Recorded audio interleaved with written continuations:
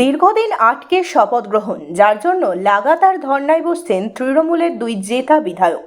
বিধানসভায় রাজ্যপালের বিরুদ্ধে লাগাতার ধর্নায় বসছেন সায়ন্তিকা বন্দ্যোপাধ্যায় এবং রিয়াদ হোসেন।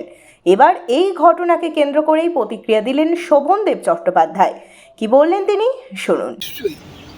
মনে হয় যে এই ইয়াং ছেলে মেয়ে তারা নির্বাচনে জয়লাভ করছে অনেক আশা ভরসা নিয়ে, অনেক মনে একটা আলাদা উত্তেজনাই আছে যে আমি এই বিধানসভায় ঢুকবো। এই প্রায় এক মাস হতে চললো তারা সম্মান দিতে পারছে না।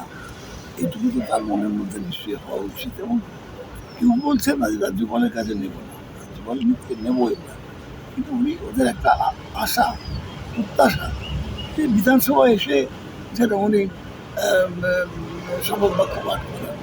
এইটুকুর জন্য সন্তানের মতো এরা এদের এই দাবিটুকু মেনে নিলে কি অন্যায় তো কিছু নয়, মেনে নিলে কোনো কিছু তার সম্মানে লাগবে বলে মনে করি না।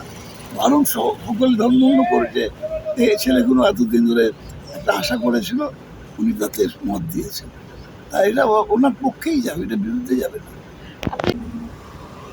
একটা রব ছড়াচ্ছে যে রাজ্যপাল হয়তো সম্ভবত থাকবেন না, রাজ্যপাল বদল করবেন, একটা এরকম ছড়িয়েছে বিভিন্ন জায়গায়। তো আপনাদের কাছে, আপনি পরিষদীয় মন্ত্রী, কিভাবে এগুলো বিষয়ে রাজ্যপাল চলে যাওয়া আবার থাকার পক্ষে আমি বিপক্ষে আমি কিছু বলবো না। আমাদের কাছে মনে হচ্ছে যে কতগুলো সারা দেশেই নানা সমস্যা তৈরি হচ্ছে রাজ্যপালদের ক্ষমতা নিয়ে বা তাদের অবস্থান নিয়ে কিছুটা প্রবলেম দেখা দিচ্ছে সব জায়গাতে।